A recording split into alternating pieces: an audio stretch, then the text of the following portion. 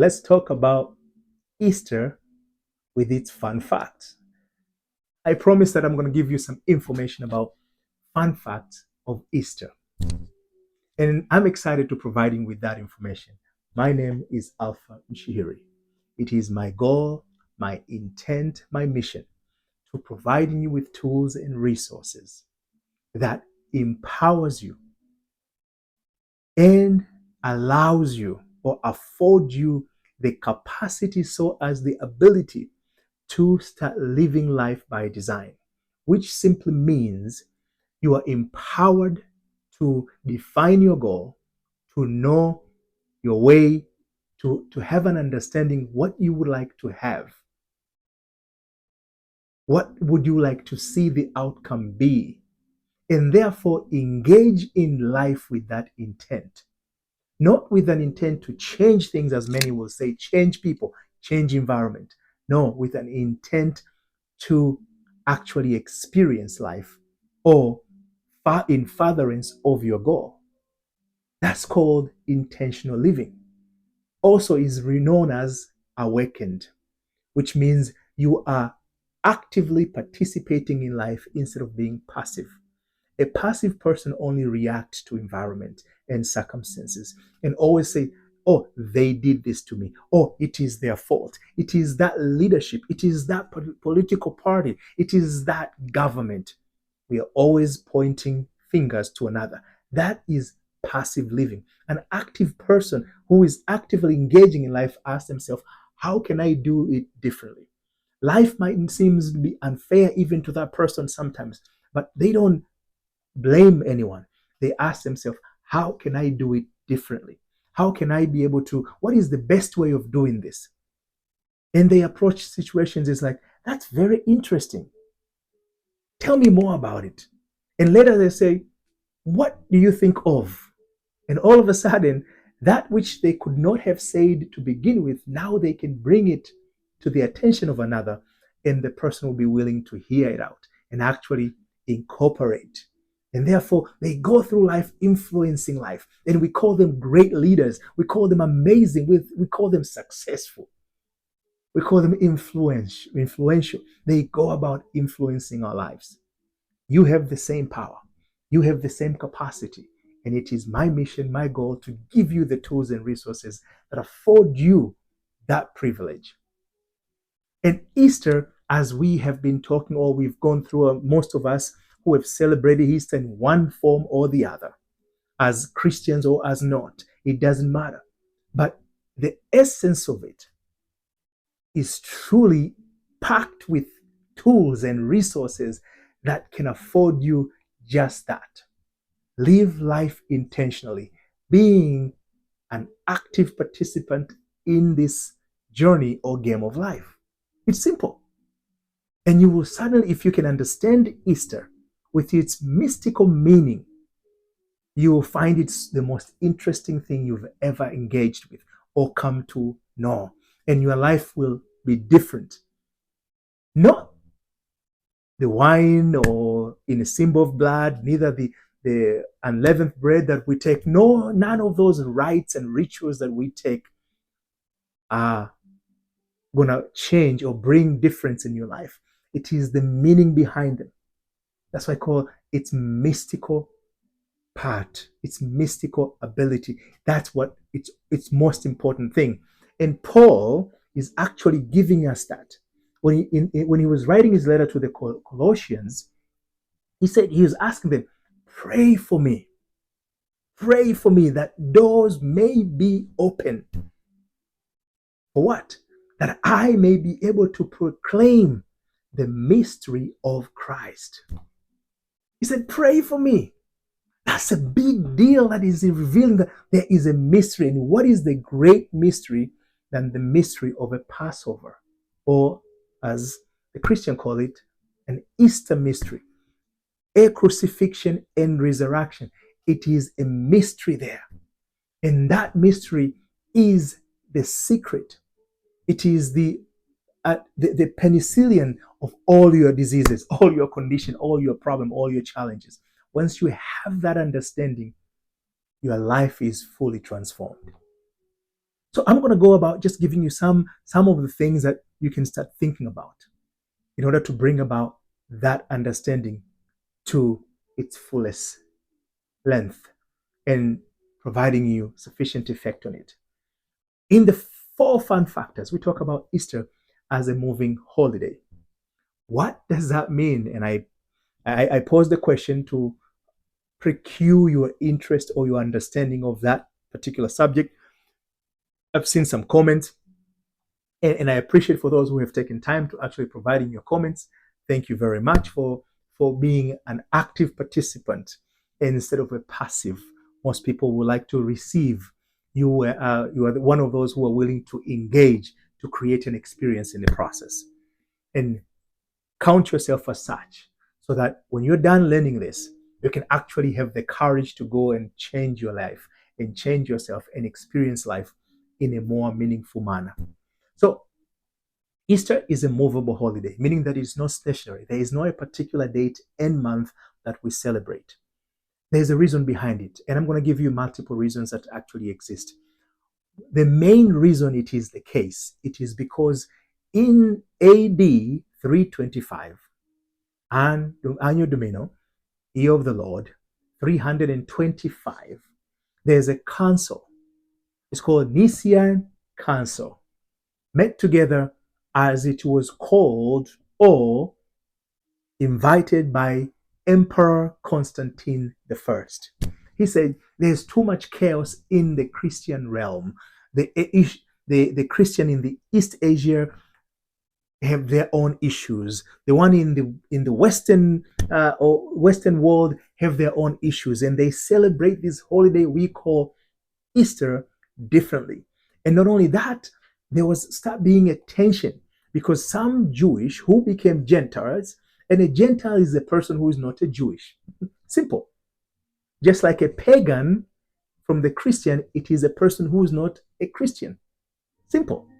So a Jewish is a pagan, a Muslim is a pagan, a Hindu is a pagan. It doesn't mean they're doing anything fishy, anything out of ordinary. It just means that they're not Christian. So they call them pagan. Just like Muslim, they call anybody else kafir. Kafir is anybody who's not a Muslim. Simple.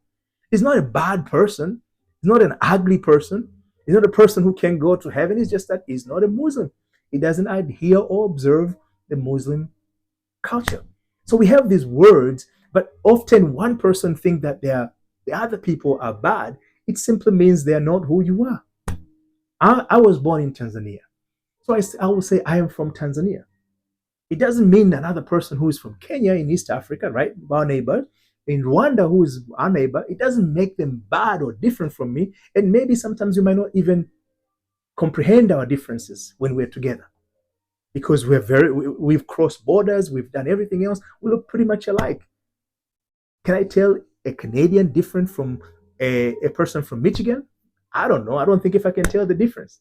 I might be able to tell the difference from a person from Texas who is an American, a Caucasian American from a Mexican who is from Mexico. I might be able to tell the difference, but not from Canada. I don't know if I can. So it's the same thing. It just means that I am of this group, you're of that group. It doesn't make you a bad. But in this time, there was a conflict before this 325. It is said that Easter has been observed since the 2nd century. The record shows that it has been observed since then. When that time came around, because some Jews were converting to or abandoning the Jewish tradition, so they were considered as Gentiles, and they were partaking in a Christianity religion or observation. They too, because of where they were coming from, they were observing Easter on the same time as Passover. And that started creating a tension and conflict. So to absorb, to minimize, to solve, to address, Emperor Constantine I decided to commission this council, Nicaea. It's called the Council of Nicaea, the first Council of Nicaea, because they met again few other times to address or discuss different issues. That's why it's called the First Council of Nicaea. And Nicaea is a city in Turkey. is something. It's a new, today it's called Easy something. I forgot the name precisely, but it's a modern Turkey. That's the Nicaea where it was. So they met. There were other issues that Emperor Constantine the First wanted to be addressed. But among those issues, it was this idea of how to calculate, when Easter should be celebrated, so that all the churches can have a uniform way of pursuing or approaching Easter as they should. And the council came with a very simple plan. They said that the first Sunday of the full moon after vernal equinox. That's what they wanted. They said the first Sunday after the full moon should be an Easter Sunday. So it had nothing to do with whether this is the day that Christ actually was resurrected, or what we call as a Good Friday. It did have nothing to do with that is the day that Christ died. It was based on the moon. And that's nothing wrong. We'll get into a detail of it because I want you to have an understanding and you can start seeing the mystical nature of it. So that was the rationale behind. And why that was probably the case. Because if you read the scriptures, we know that the setting of crucifixion and resurrection, it is determined by what we call a Passover. And a Passover is not a stationary date either. It's a moving date, because we know that Christ came to Jerusalem to partake in Passover, just like many Israelites at the time, traditional, that's how they used to do. Probably they do it today, I'm not sure. But that is how it used to be. You come from wherever you are, you were maybe in some other states, countries, you all come into Jerusalem and you celebrate the Passover. That was the tradition then. And we know that from the scriptures, we're told that Jesus, along with his disciples, came to Jerusalem. So we get what we call the Palm Sunday, because as he was entering the city, people recognize that it is the Son of God, and they lay down the palm and their jackets and the blankets so that he can walk, he can ride through with his colt. And there's a significant mystical significance in that act. But today is not the day to reveal that. Today is the day to talk about the actual Easter. We will come back and revisit these events that happened before in a different time, so you can see and have an understanding of this amazing mystical event that is actually, I would tell you, it's happening right now in your life. You just don't know it. And because you don't know it, you don't get to utilize or enjoy the benefit it affords you to have. And that's why you gotta learn. It is through learning we are empowered. We gain understanding. And through having the understanding, we can actually affect change in our lives. That being said, now we have this story that Easter is a moving holiday simply because of the Nicaea, the first council of Nicaea that met in year 325. Simple.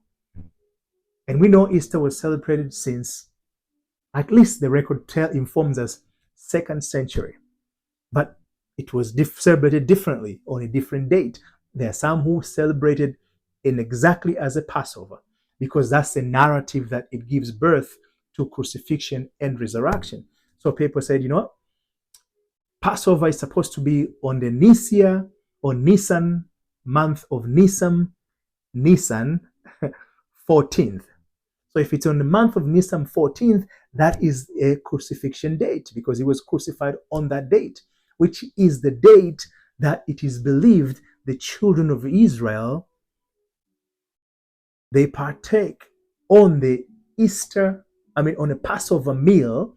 And on that night, because they had slaughtered their lamb, they took the blood and hyssop and place it or paint on their doorpost. And when they did that, the angel of death passed through the night and killed all the firstborn children of the Egyptians and spare every single household that had blood painted in their door. Again, go and paint blood in your door today. If there's plague, there's death, it will come into that house.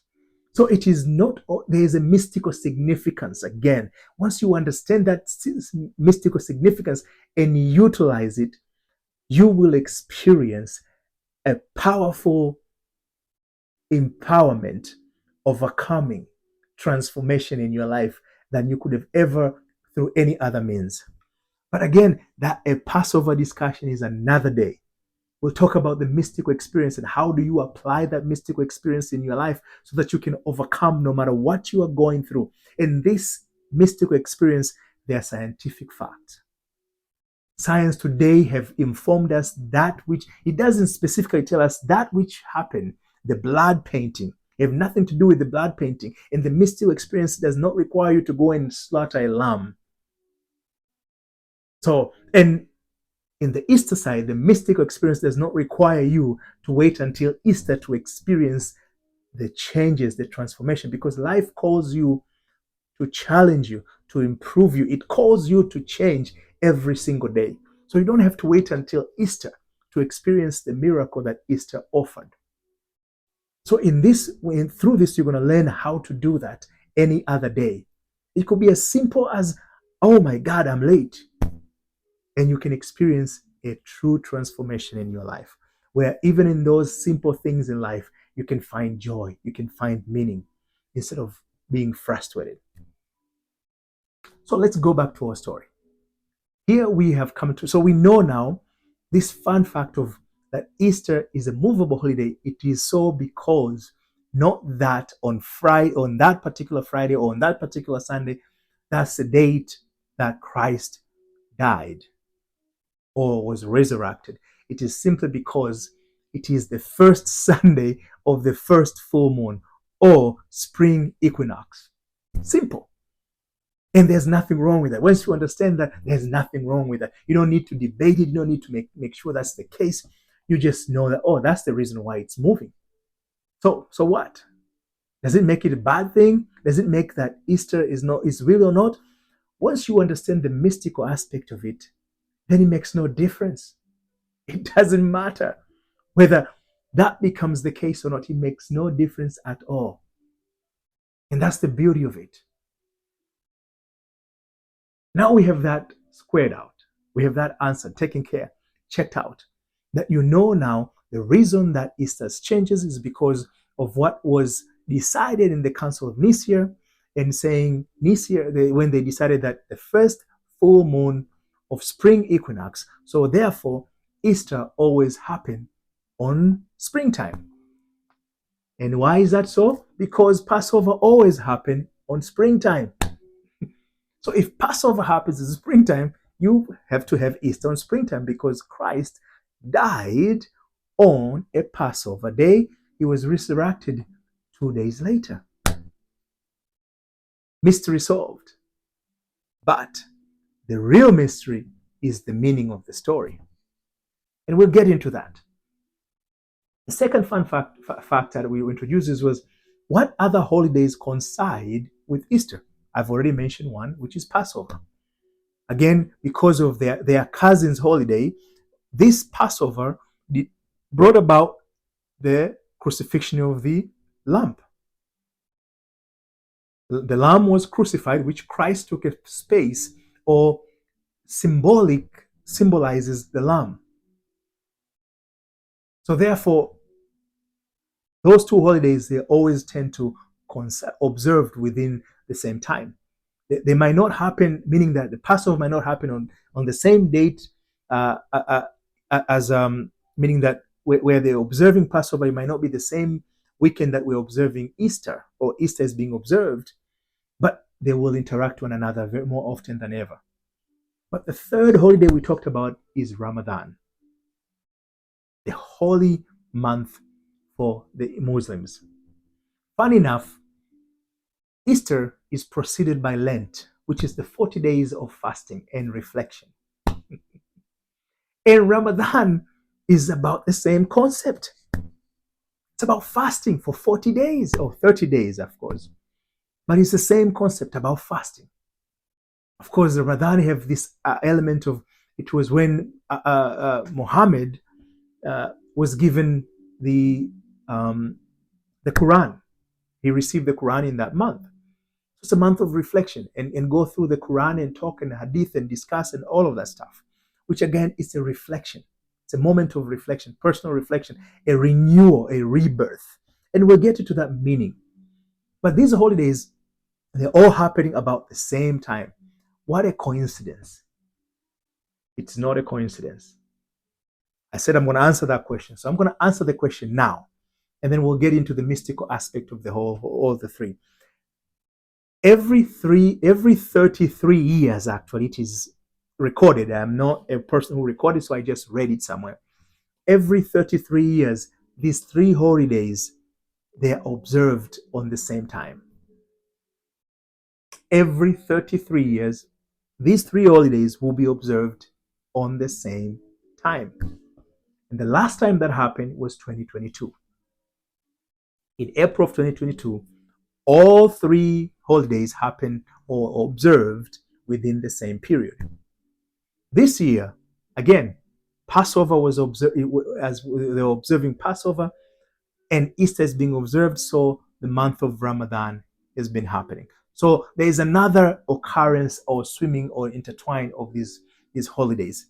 The thing is, the Ramadan keeps moving forward. So the Ramadan date keeps moving forward. But the Easter is set to have to happen the first Sunday of the first full moon of spring equinox. Spring equinox. So if that is the time that it has happened, it have a limit of how far, because the spring have to come. Spring can come on June. So that period of time, that first Sunday, can only happen between March 19th to April 25. So normally you would observe Easter between this period of time, March 18 to April 25. That's where that first Sunday of spring equinox can happen between any of that period of time. Any Sunday between that period of time. As early as March 18, as late as April 25th. The math is simple, not complicated. And again, when you look at the Jewish holiday, the Passover, because they have to celebrate on the month of Nisan 14th.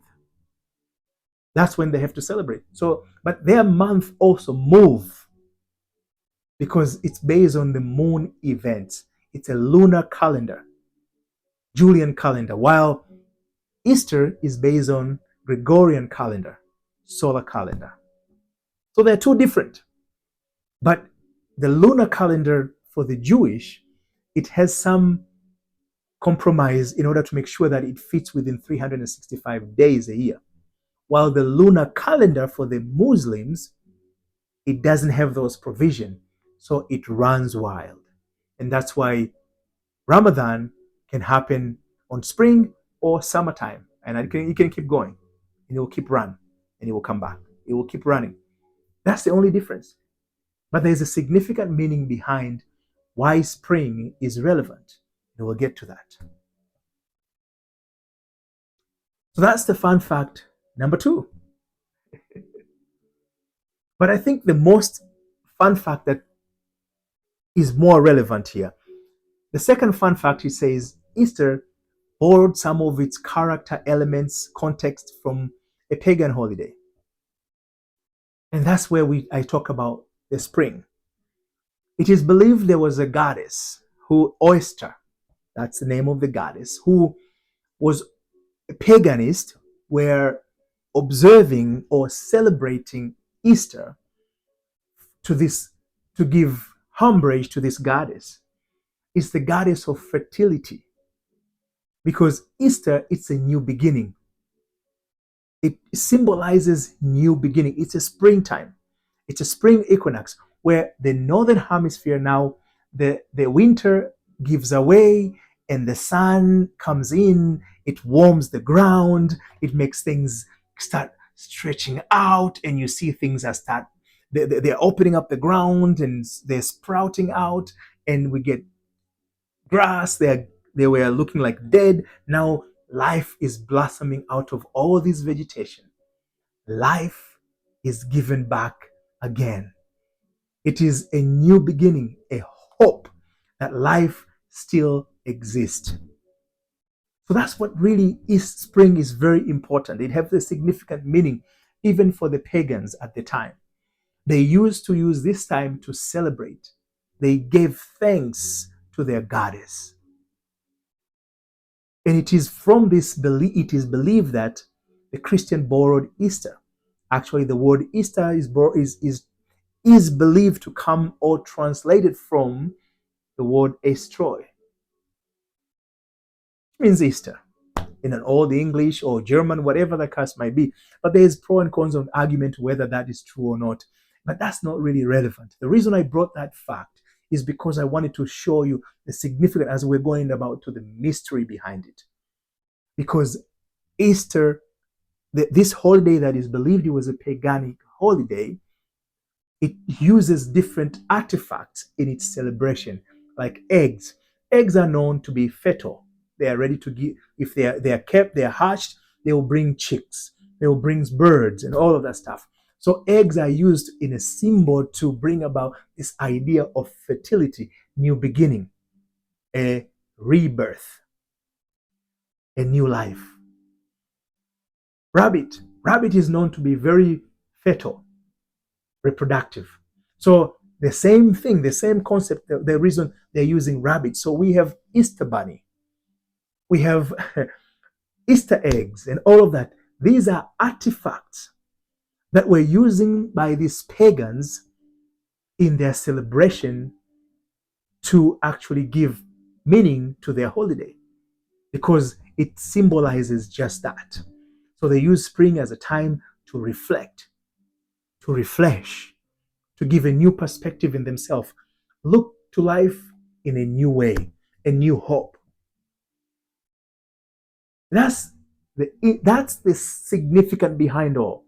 So it doesn't bother me when a person uses Easter bunny, because I understand that's just a symbol of new beginning, a birth, a rebirth. I don't gonna be confused, and I'm not gonna feel bad when I see a person trying to Easter eggs. Guess what? I've done that where we'll hide eggs and prize, and kids will come out at the house and run around looking for them. We've done that in the past. It doesn't bother me because I understand now it is just a symbol. Symbol doesn't take away the meaning behind it. Once you understand the meaning of it, you are not bothered by the symbol, because symbols are just used to express, to transmit that which is behind itself. When we get caught up in the symbols, we fall into what the scripture says: they worship the creation instead of the creator. That which has been created becomes our object of our affection. When you argue with people, when you start saying, oh, you shouldn't do that, that's paganic, all that stuff, you have made the creation the object of your affection. That which a person uses as a symbol for should not bother you regardless of who you are, no matter what they are using for, because you are having a symbol of Christ on the cross in your churches. They're not real Christ. Does it make better because you have a symbol of a Christ or a cross in your church and another person playing with the Easter bunny or Easter eggs? So if you can put a symbol in your house, in your church, or you can wear a cross to symbolizes that which you believe to be true, why you want to be able to offend another to believe the same? Actually, you are the one who's at wrong. You're trying to change people instead of changing yourself to become the person you want to see in others. It's very important. Paul said, he was talking about food. He said, why you guys are arguing this about this is the right food or not? He said, if a brother is fasting or a sister is fasting, don't tempt them with your food. Go and eat somewhere else. And he said, there's nothing neither good or bad on itself unless you think it's so. In an essence, do not be the judge of what is good or bad, because that which a person is doing, it is neither good or bad unless you perceive it in such manner. And it's not the person who's doing it who is perceiving it, it is you who is complaining. So therefore, don't complain. Don't go and trying to change people, and don't go and trying to make people what you yourself cannot be. I always tell people, first, when I speak of these things, I have to put the test to myself. I have to observe. I am not the perfect being in observing these things, but I apply. I do my best to see that I give myself that opportunity to practice them. When I teach people, the things that I teach is the things that I have already tried on myself. And if I cannot try on myself, I am not going to tell another person to do, because I can only tell you what or advise you of what to do if I have already tried myself. It's simple. Shakespeare said it is easier to teach 100 students, but the most difficult thing is to teach 99 students if one of them is you. So don't go around and tell people how to live their lives. Live the life you want to see others live. Be the example, and somebody will tap on your shoulder and say, can you please, I see your life the way you live. Show me. Can you guide me? Can you tell me what's the secret? And there, you're going to influence that person better. It is better to influence one person than trying to change the entire world, because you're going to actually frustrate yourself. So change yourself. That's the message. Sort of trying to see wrong in others, as the scripture says, before you can take a piece of wood in another person's eye, you have a rod in your eyes. Take it out on your own first.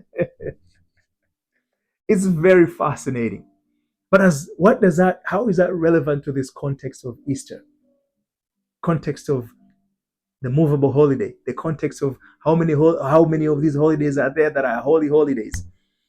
How is Easter a pagan? It was born from a pagan holiday. How is that relevant? It is relevant because if anything you've learned so far, Easter is about a new beginning. It's about reflecting of where you want to go and let go of where you came from.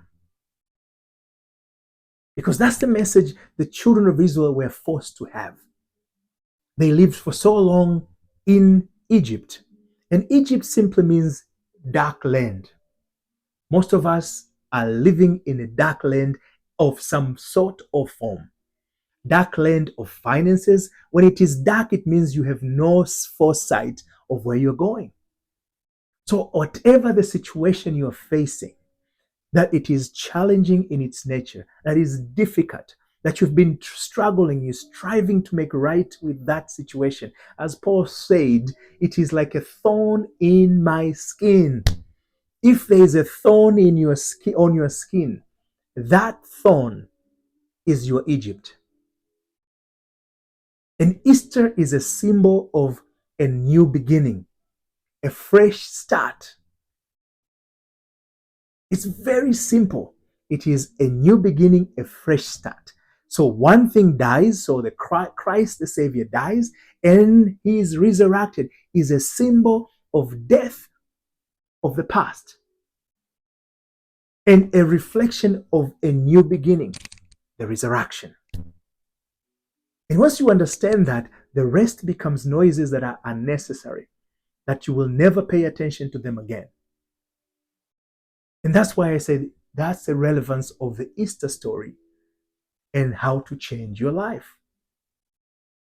Instead of striving these little things that are not going to advance your agenda, they will not bring a peace of mind. You're going to stress yourself to death. I read somewhere, whether that is true or not, I am not a doctor, but I have the knowledge to read and understand. And the article speaks of that about 99% of people who visit hospitals, they might be diagnosed from all these other medical conditions, but the real culprit is stress, anxiety. Those are the real culprit of all of these other medical sickness that you're going through. even issues as serious as cancer.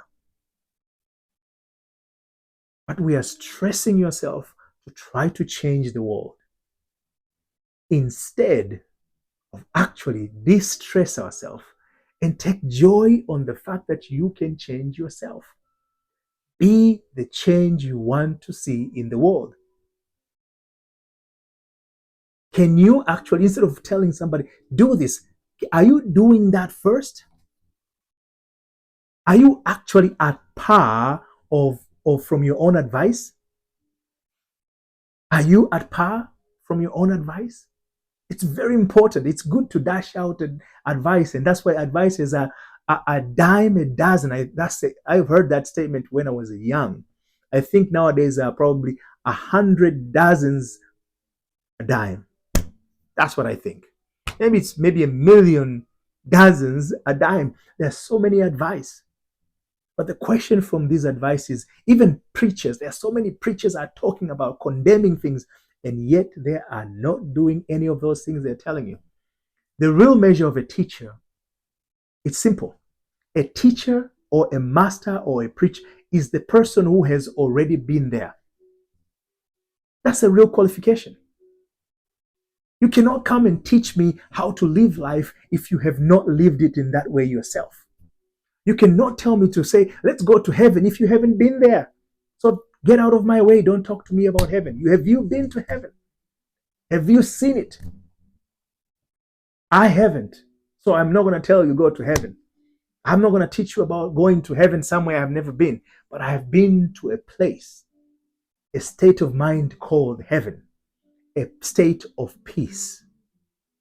I'm always striving to be there every day. I wake up in the morning, I quiet my mind and enter that state called heaven in my mind. And I will calm myself and obtain that peace that will become the lamp that guide my day.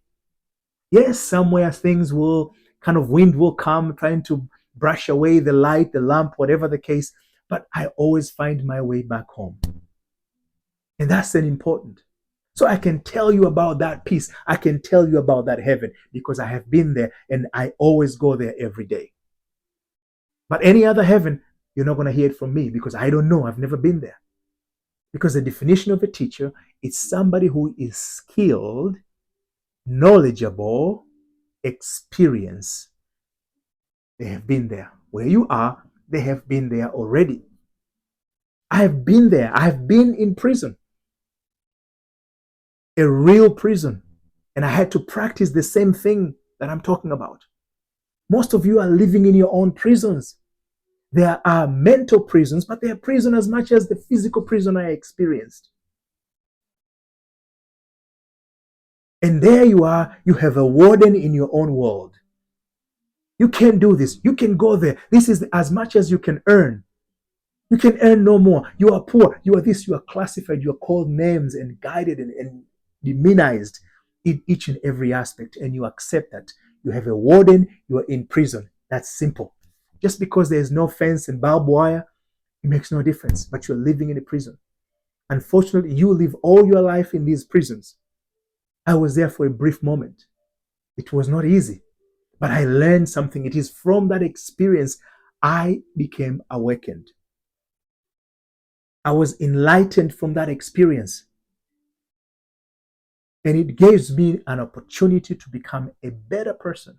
Not the prison, the enlightenment. I've always had problem with some other inmate who say, no, you cannot say the prison. I said, I'm not talking about prison have changed me because look at yourself. Look at how many people are coming to prison and then they keep coming back. And yet they are not changed. So it's not the prison that changed a person, neither an institution that changed a person. It is the person changing a person. And for me, I made a decision when I found myself in that environment that I will not walk away the same way I entered. And I was not going to go on to live life the same way I lived before I entered. I wanted to understand life. I wanted to have a clear meaning of what life is about. So I was on my own Egypt. And I can tell you that through that experience, I experienced my own Passover. I experienced my own crucifixion, my own resurrection. that I was crucified as a person who had a particular mindset, meaning that I went and let that person die.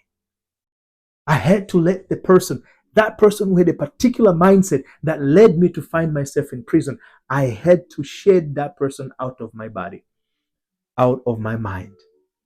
Physically, I remain the same, but my actions, my approach to life is not the same as it was before because I went through the process of Passover.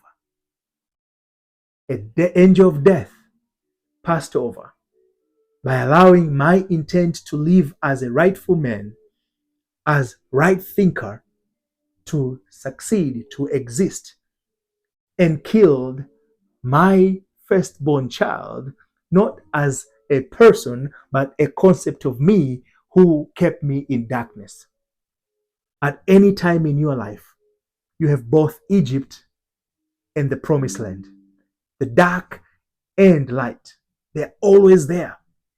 When you choose to hold on the things of the past, you remain in Egypt.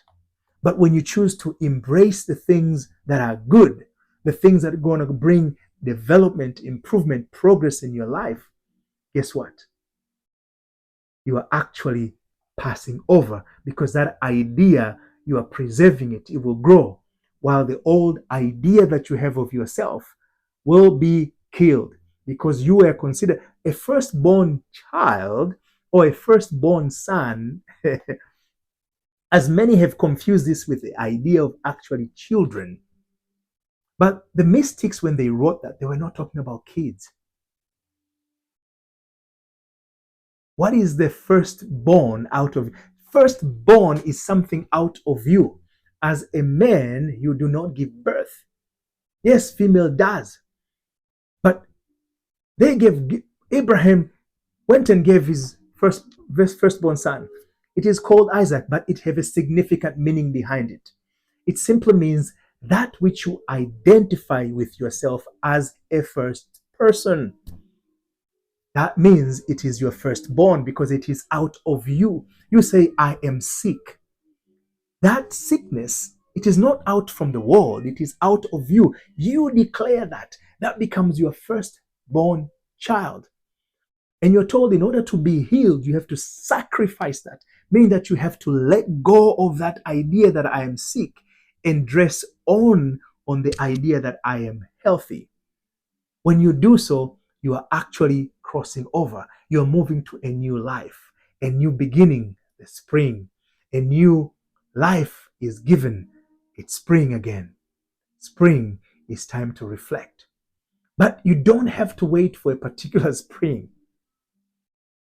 It took me 9 years to recognize. I learned this for 9 years. I'm teaching you for a brief, short period of time.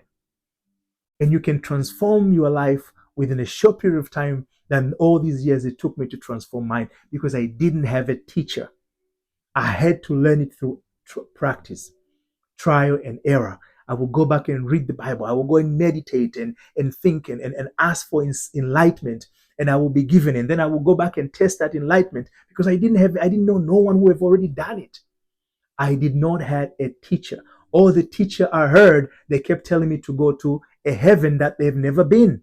And I was not willing to listen to them. I am sorry.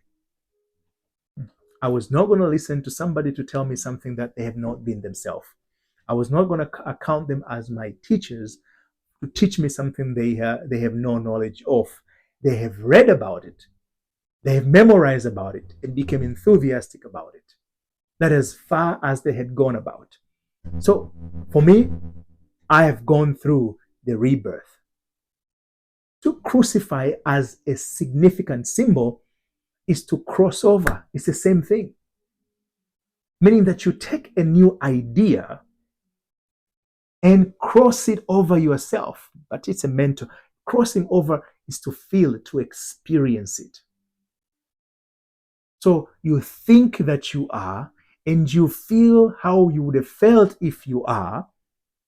That is crossing over. And if you do that, the old self, that idea of you that you hold for yourself, will pass away, will die, will cease to exist in your life, and a new you who is consistent with that which you felt you are and thought of yourself to be will become your experience. And the scriptures that was written in the book of John, or in the Gospel of John, where he says, and the word became flesh. That is the mystical of Easter, where you take a concept that the whole world says you are not. You take a concept where circumstances they're saying you are not. But yet you are bold enough, you take that idea and cross it over yourself. And to cross over again is to think that you are.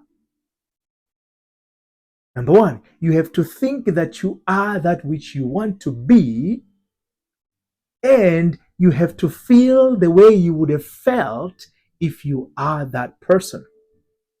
Once you feel as if you were that person and think as if you are that person and persist in that, that means you have crossed over. Eventually, the idea that the world knew you to be, or the circumstances you found yourself into prior to that event, will melt away. You don't need to bother about it. You don't need to change it. It will melt away itself.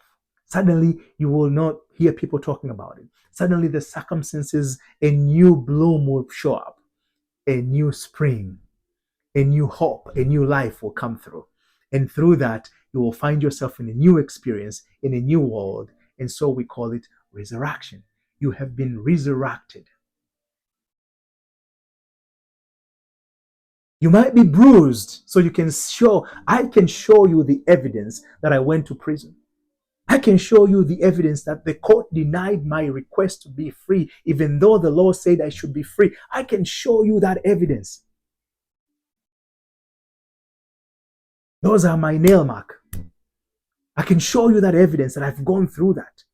And when I changed my mind, when I crossed over, when I took an idea that I am free, I am home with my beautiful, amazing family, when I dress on that idea, even though a judge had just briefly or previously said no, the same judge was compelled to say, I think there's something here.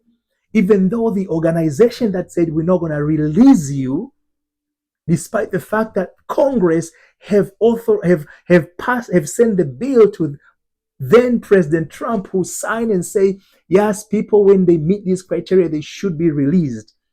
BOP said, no, we're not going to release because we don't understand what the president, neither the Congress was saying. And the court that is empowered to solve those type of differences said, Mr. Mshihiri, I don't think if we understand what you're saying, so therefore we're not going to allow you to proceed with this case. I have the evidence to show you that. And all I did when I realized that the law could not bring me the relief that I want, I went and turned to myself. I took the idea that everything else said no. The organization that was empowered to bring about that change said no. When they said no, the next place to do that was the court. I took to the court and said, the court, look, what the law says is very clear. Other courts have recognized this new law. So why BOP is playing games? Can you intervene and order them to do what they need to do according to the law? I'm not asking them to do anything more. And the court said, I'm sorry, we don't understand you and I don't have the authority to do that. I said, wow. But guess what? I remember that there is Easter, there is Passover. I can enact the same act of Passover. I can enact the same act of Easter into my experience at the moment. So what I did, a very simple thing. I went about thinking as if I am already home with my beautiful family. I would play with my kids. My princess, she'll come and give me a hug and I will feel her warmth and her hug and she'll kiss me and we'll play around and just joke around. I will do that with my wife, with my two boys. I will be having a conversation in my mind. So I was thinking as if I was already home. That's number one. And then I had to feel as if I am home. And I held that feeling. 3 times a day I will do that. Other people told me, Alpha, you're going mad. You're going crazy, man. You're going, hoo. And I said, it's okay. I'd rather go mad by doing that which is right than being normal and continue to remain in prison, even though the law says I should be home. And that's what I did. And one day, out of nowhere, I was called in the evening, and the officer, actually, it's what they call a case manager or unit manager, came and said, Mr. Mshihiri, I'm looking for you. I said, okay, sir, what do you need? He said, I want you to be out of this prison. It was actually Friday. Monday was a holiday. He said, by Tuesday before 4, I want you to be out of this prison. I said, sir, I would love to do that. If I have to, I can just jump. If you can open the door, I will leave today. You don't have to wait until Tuesday. He said, I'm serious. Something comes, I have to release you ASAP. We don't want you here. If I had, it's just it came a little bit late. A lot of people are already gone because of the holiday, but otherwise you were supposed to be out today. And he said, sign the paper. I signed the paper. I did my fingerprint. And when Tuesday came, it was about 1 p.m. I was called and I was let go. I have the mark to prove that I was crucified and I was resurrected as a new person. I was resurrected to that which I wanted to be. And I have the mark to prove. That is the meaning of Easter. That is the mystery that Paul said, I pray for me, that the doors may open, that I may proclaim the mystery of Christ. I guarantee you, and this is a serious conversation now, I guarantee you, you can go through all the rites, all the rituals that the church have put together for you for the rest of your life, and your life will continue to be the same.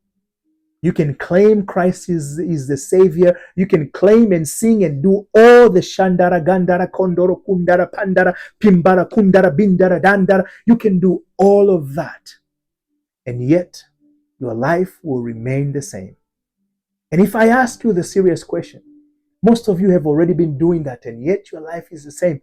I was there where you are. I went through it was a painful experience I went through. But what gave me passion to do what I'm doing today is because of what I went through. I don't want another person. It doesn't mean, I'm not saying that people will go to prison. That's not what I'm saying. What I'm saying, people are already in prison. I meet friends that I left them behind. They're living life exactly the same way when I left. The same problem that when I left, they're still experiencing the same problem. The same struggle that they were experiencing. They might have an iPhone 15, but the problems are equal to iPhone 15 now. They might have changed their clothes, but the problem is the same. They might have changed their shoes, their cars, but the problems are the same. I was there. I gave my 10th. Every penny I get, I gave my 10th. I went to church every Sunday. It comes to snowstorm, sunshine, rain. I was at church. I volunteered because I wanted my life to be right. I was determined. I didn't want to live life aimlessly. I saw the value of living life meaningful, and I wanted to continue to do so. I did not know those in themselves were not enough. Until the mystery is unveiled, we will always be the letter. And the scripture says, the letter kills, but the spirit gives lives. Unveiling the mystery is invoking the spirit, is seeing the spirit in the eyes of the spirit, so that you can actually call the spirit to transform your life. And what I just shared with you, the mystical aspect of Easter, informs us of just that. It is a serious issue. that Christians and non-Christians all over the world, because that principle does not regard itself whether you are Muslims, you are a Christian, you are Jewish, you are Hindu, whatever religion you believe, you are atheist, you are scientific. It doesn't matter. The principle is the same. One person told me all these religions are servants, but they're all borrowing the food, or they're all taking the food from the same kitchen under the same chef. They might wear a different name tag here: Lutheran Church, Catholic Church, Pentecost, Hinduism, Judaism, the Israelites, and the so and so, the Sunnis, the Shia, and all kind of names will be the name tag. Servants are serving. But guess what? The meal is the same. And one servant might pronounce the same food differently because of their accent, as I have an accent, while another servant will pronounce it differently again because of their accent. Another servant will serve it with much smile. Another servant will wear the same dress, but a little bit different. One might wear short, one might wear long, but it's the same servant. It's the same food served from the same kitchen out of the same chef. Different servants, same kitchen, same chef. So that's why this principle does not regard itself. The mystic of Easter, the mysticism or mystical of the Ramadan, the mystic of Passover, and many other mystical activities, whether it's a celebration of what they call the goddess of lunar or of spring goddess, whatever you want to call that holidays. It is just a different servant teaching us the same thing. So as you've seen, the pagans were celebrating spring holiday as a significant, or spring festival, to symbolizing a new beginning, a new birth, a fresh start. That's what they were symbolizing. That's what they were celebrating. So they went through their own rituals to invoke the feeling of this newness, freshness. So Christians does the same through the concept of resurrection, crucifixion. Jewish are doing the same thing through an idea called the Passover. Yes, there is an event, historical event might have happened. I cannot attest to that. But if it did happen, but yet there is a significant spiritual meaning behind it. And so it is true for Easter. I'm not saying that Christ was not crucified. I'm not saying that he was not resurrected. That's not the topic. That's a different day discussion. Here we're talking about the mystery. And I want you to focus on that. That's the issue, the mystery behind it. That Paul said, I pray, you pray for me, that the doors may be open, that I may proclaim the mystery of Christ. What is that mystery? You have a choice. You can choose to continue to feel honorable, to feel pure, to feel amazing just because you celebrate Easter in a certain way. But if you don't have an understanding of the mystery behind it, you will continue to remain imprisoned in the prison that you have been as a result of that thinking. And I'm not saying because I have this understanding, I do not celebrate or enjoy Easter. I have no problem today. I celebrate and embrace Ramadan. I could not fast when I was young because I had told myself I can't fast. And anytime I attempted to fast in my house, I would used to have a headache. So it was easy not to fast. My parents, my dad was a Muslim, my mom was a Christian. So I enjoy both. I enjoy Easter, I enjoy Ramadan. And I had some people that I know that they were Jewish. So I partake in Judaism as well. So I was a multilingual, if it's a multi-religion person, if you want to call it. But today, and I would hear that some people say, oh, no, you can't. Today, I have no problem. I embrace all the practices because I have an understanding what they mean. I understand it more than the contextual of the context itself. The Imam might say one thing, and I'm not even worried what the Imam says.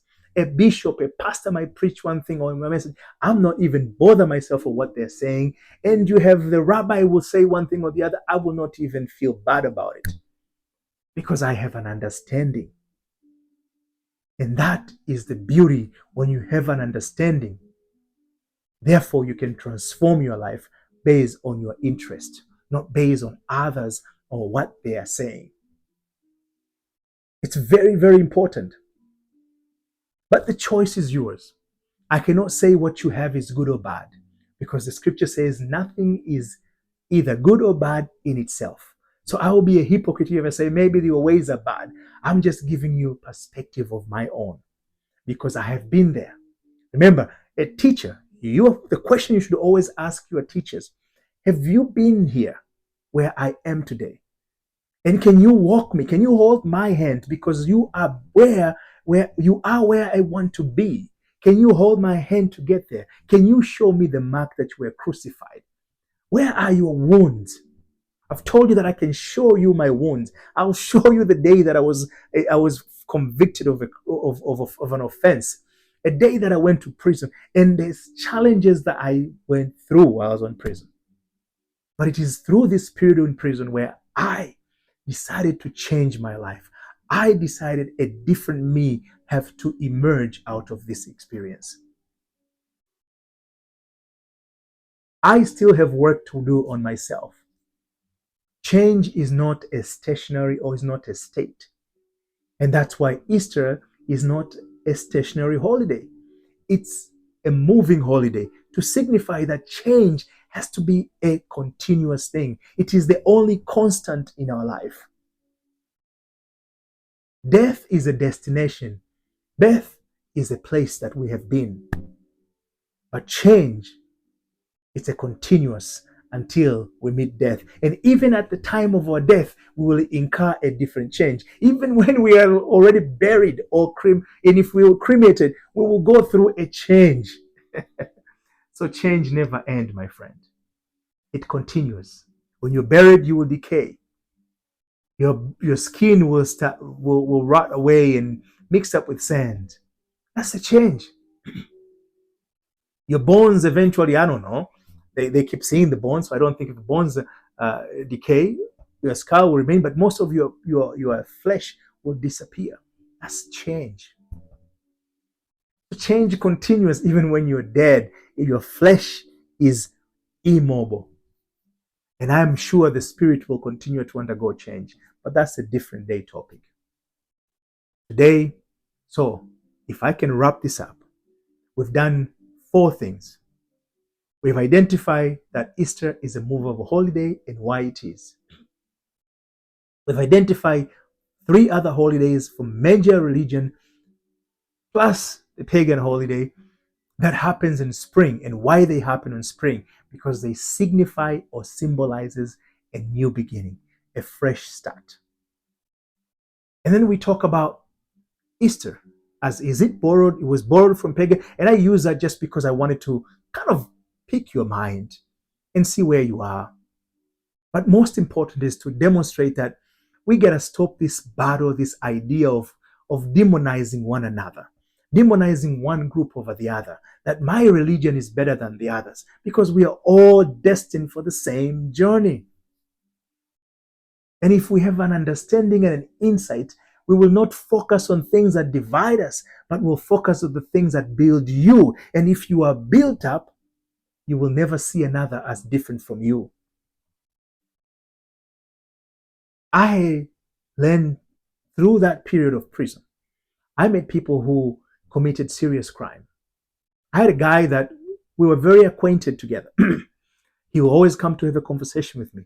He will always come to seek advice from me. He's an older gentleman, and he called himself a killer. He was actually in prison for an attempted murder. Not that he attempted to kill somebody. He killed somebody and they could not find the body. The investigators knew that he destroyed by, because everybody said, yeah, that person was killed. They killed the person. 20 years later, the person is not found. So yeah, he's dead. But this guy, I couldn't judge him for what he did because I had learned to grow and change me. It was not my responsibility to change him. He came to me, he seek advice. I gave him my advice, my opinion, based on my experience. I could not give him an advice that I had no experience of. So I gave my advice and my opinion based on my experience. But I didn't judge him anyway. And he used to say, he said, man, out of many people, you know what I've done, you know what I'm capable, but yet you always lend me your ears. You always give me good advice. Because I saw him as a human being, not as a killer as he saw himself. And that was interesting to him. By me seeing him as a human being, I changed my view of him. Therefore, I changed. I became a better person because I did not scoop to the level that everybody else is scooping and call him what they call, see him what they want to see him. This gentleman was so gentle. He looked out for me in many ways.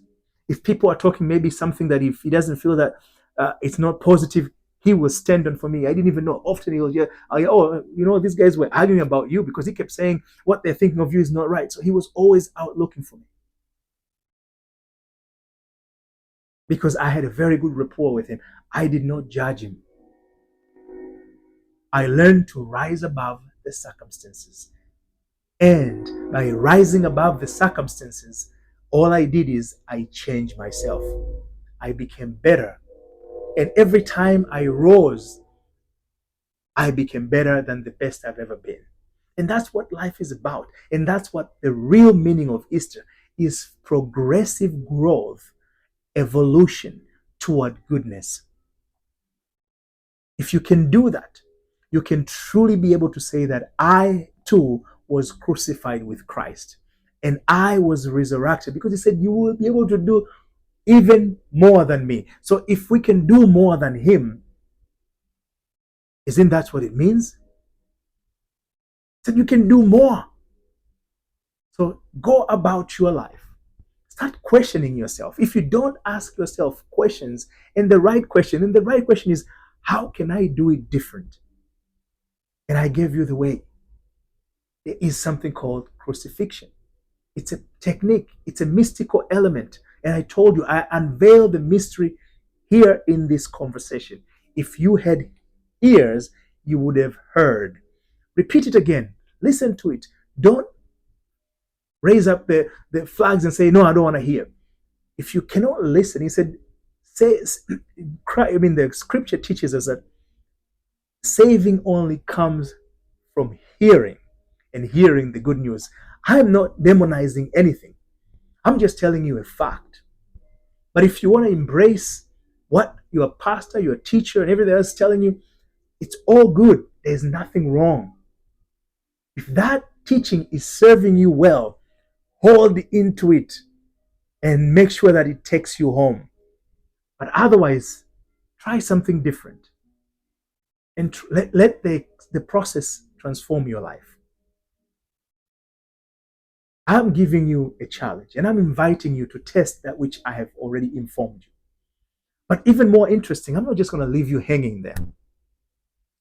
I've put together a class that actually not only breaks it down, this process, it gives you a walking outline, how you can work this out day by day for 30 days.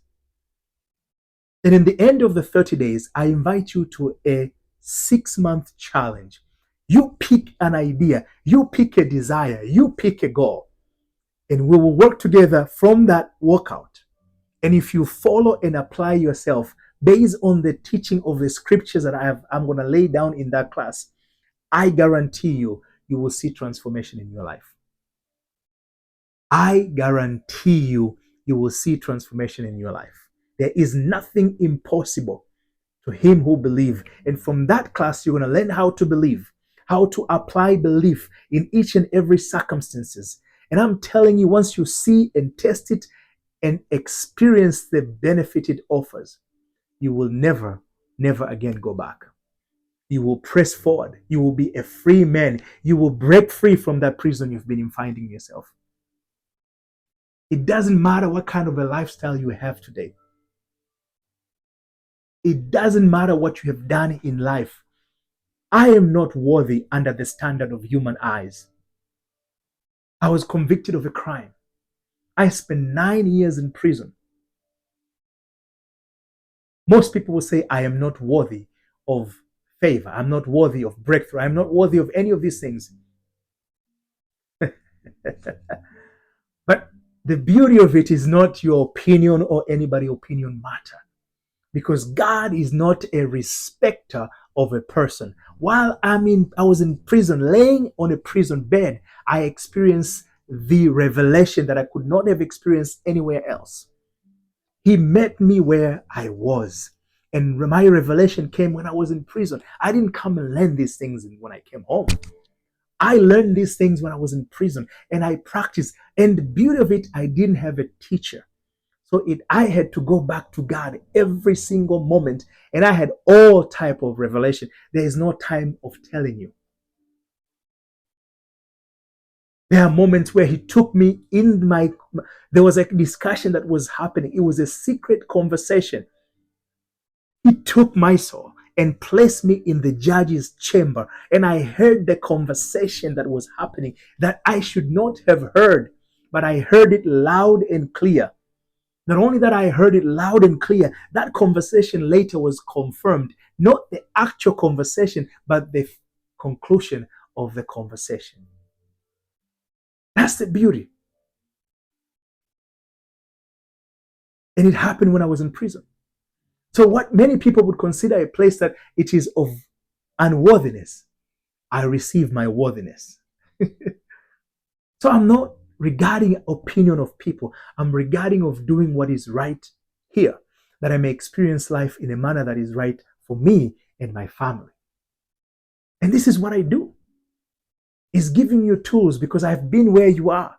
I struggle. I suffer. I've done all that the church told me to do. And there's nothing wrong with the church. The church is doing what the church is equipped to do. And sometimes you have to get what you get. But there comes a time when your life needs a significant transformation. You have to be willing to seek for help somewhere else. This is what a great scientist once said. And you might think I'm mixing stuff, but it's worth having an understanding. You got to have a perspective in both ways. Einstein said, the thinking that created the situation that you are in, it's not sufficient to take you out of it. And Apostle Paul said, think of that which is happy, that which is praiseworthy, that which is righteousness. You have to think of these things.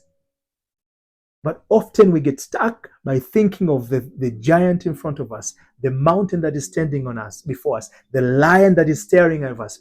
Even the scriptures is teaching us, when the prophet was facing the lion, when he was thrown in the lion's den, we're told he didn't look at the lion on their face. He looked up.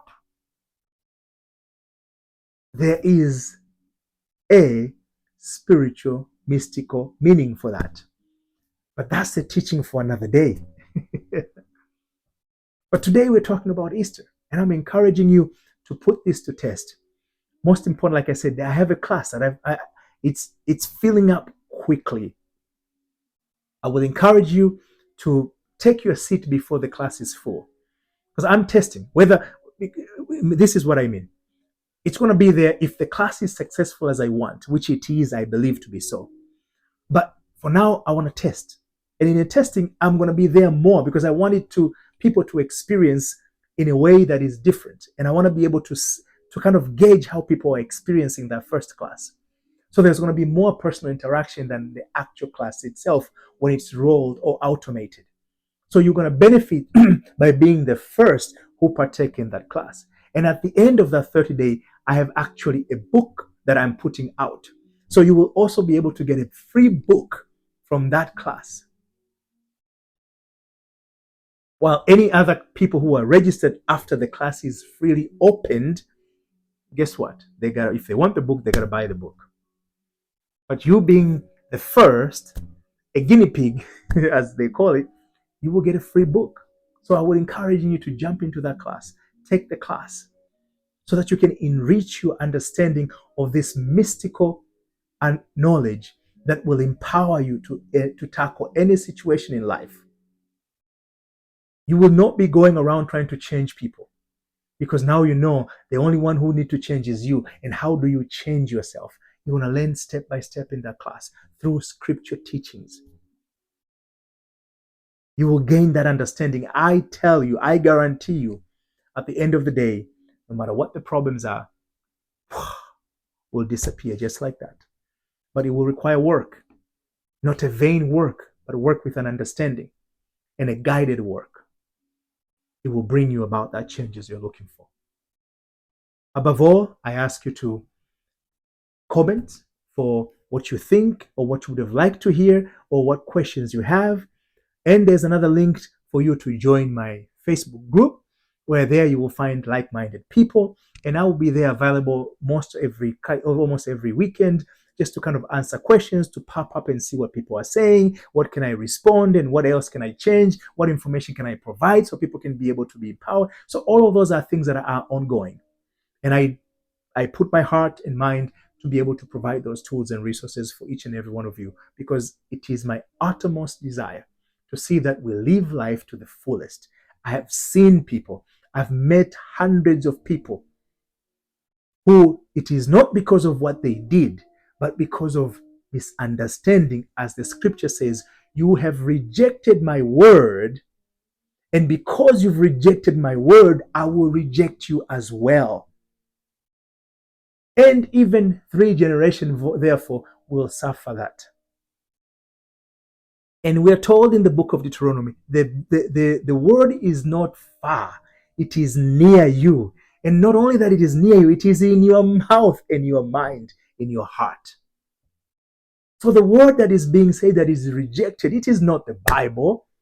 If it is the Bible, then it will be more confusing thing ever, because there is a Bible called the Bible for the Catholic. It have more books than the Bible for Lutheran and Pentecost and all the contemporary churches. They're using a Bible that have less book than the Catholic. And the Catholic Bible is written a little bit different. Of course, they are the same books, but additional more books are in there that are not in here. Because then there's a council called the Council of Nicaea, who actually picked and went through all these books that were found as manuscript of what we call the scriptures, and decided which of them should go on a book called the Bible.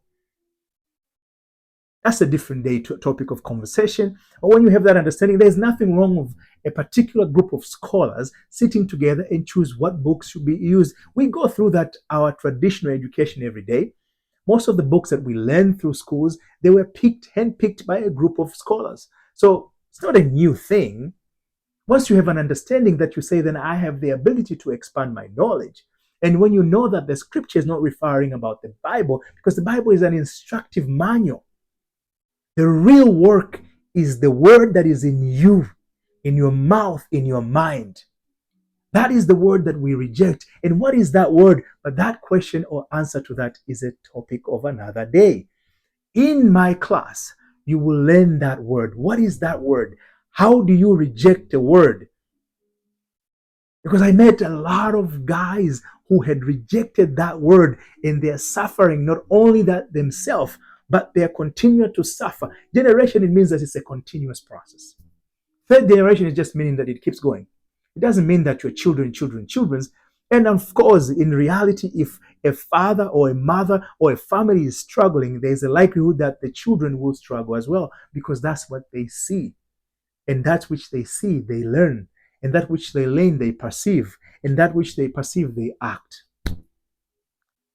Simple. That's why poor remain poor. But it doesn't have to be that way. You can change your life. You can change your life because you have the information and tools and resources. The late Steve Jobs, his parents were not wealthy, like many of the other people who became wealthy in the entrepreneur that were wealthy. They were not wealthy at all. But guess what? They provided him with tools and resources by moving into a neighborhood that it was surrounded by people who had the particular mindset. That mindset of that community further his interest in technology. And because of that, he was able to find himself in a place and a position where he was able to start Apple with his friend.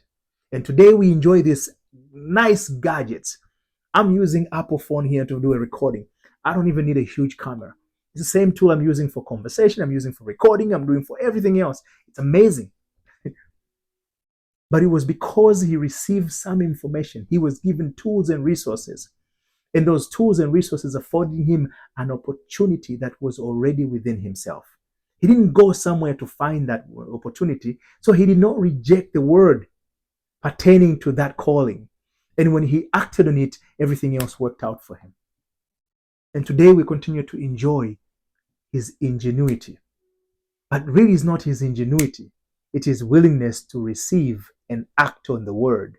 And you will know in my class what is that word. He was willing to go through the process of crucifixion so he can be resurrected as the ingenious that we call him to be. That's what it is. And it is true for all inventors. They might be poor performer of other areas of life, but that area that they perform great is because they were willing to go through that process. But they did not know that that's the process they have to take, even though they took it. Because once you have an understanding that's the process, you can go through the process of crucifixion every time. Paul said, I've died many times and I've been resurrected many times. Meaning that he let go of one area, maybe he's struggling with this area, he dropped an idea, he crucified himself with a new idea, and he is resurrected as a new person with a new mindset. Paul tells us he's done that many times. He died many times. Are you dying? Unfortunately, the saddest thing is most people, they only recognize one death. When they're at their deathbed and they're about to leave this body, this flesh. While to those who live aware or intentionally awakened, they know when they die every day. Actually, one time I remember I had this very vivid dream. It was me walking with me again. So two of us, we were walking. Myself. It was me. I was very much aware in my dream. I'm walking, and there's another person who is me again. So two of us of the same are walking. And as we're walking, and I realized that even though the two of me are walking, but one of me is more enlightened than the other. And I felt that the other me was dragging me who was walking down. So all I turned down and I talked to my other self, and I pushed my other self into the water, into the lake. And there he went and drowned and died. And there I was by myself, left, the one who is enlightened, and I kept going. And I woke up from that dream. I was like, oh my God, I killed myself. But I was alive. It's a symbol. It's a significant symbol of that I had to let go of one of me, an idea of me, in order a great idea of me to survive. Otherwise, if I kept both ideas, you're told you can only serve one master. One has to give away. In that dream, I consciously acted to save one who is worthy of saved. And that's what happened in life. You have to make a choice. But the choice is not mine, it's yours. I'm making my choice every single day. Not easy, but I'm making it because I want nothing less but the best of life for me, for my beautiful wife, for my amazing children. I have a reason. I have my why. For 9 years I was gone. I didn't want to come home the same person I left. I didn't want to be the same person my children experienced. I was a wonderful father, but I wanted to be even a greater father, a greater coach in their lives. It just gives me great joy when I hear that my children say, "No, you're my dad, you're my mentor." It fits the perfect picture that's what I wanted. And in order to continue to be that mentor, I have to be better. I don't need to change them to be better. I need to be better in my best game every day because they see it, they observe it. And it is that process. If it's only them who actually are transformed from my transformation, I am a happy man. But I hope by giving you the tools and resources, you too can be transformed, can be impacted, that you may impact your own family, you may impact your own children, you may impact your friends, your colleagues, but most important, you may improve the quality of your life and experience life more meaningful. I've learned life is not short, but life is beautiful if it's well lived. Those who say life is short because they are miserable, I'm sorry if that's you. And if you're miserable, change the game. And I'm giving you the tool on how to change the game. Again, share this video with others or invite others to come and watch it. And you can just post it in your social media link and tell them how amazing it is, how whether it inspired you, how it gives you some understanding, enlightenment. Please, I encourage and implore you, and I ask you to do so. And I ask you, even if you don't want to take the class, guess what? You want to try to get the book. You can book the book. I mean, you can get the book before it's released. It's called pre-release. If you can get it in book, you can book your copy before it is released the end of this month. Please, there's a link below. Get it, and at the end of when the book is released, you'll get your copy, personally signed, and a thank you note will be there. And actually, I would put another gift, but I'll have to keep it as a mystery. But all in all, I encourage you to take a class. Provide me with comments. What would you like to see more or hear more? And join my Facebook group by clicking the link below. And it will take you there and allow you to be able to benefit from those things. As I always say, it has been a pleasure to be able to share this with you. And I am always present. I'm always sharing these tools. I'm always giving you some stuff. Use them. You can only change your life if you actually attempt. You don't need to listen to all the videos. You don't need to listen to everything I say. But this, what I shared with you today, if you can just attempt to try that, you will see that your life is going to be transformed. You will experience the mystical transformation hidden in the story of Easter. You will come and say, here are the signs that I too was crucified. I too have been resurrected because I have the mark to prove. That is the truth. Until then, I'll be back.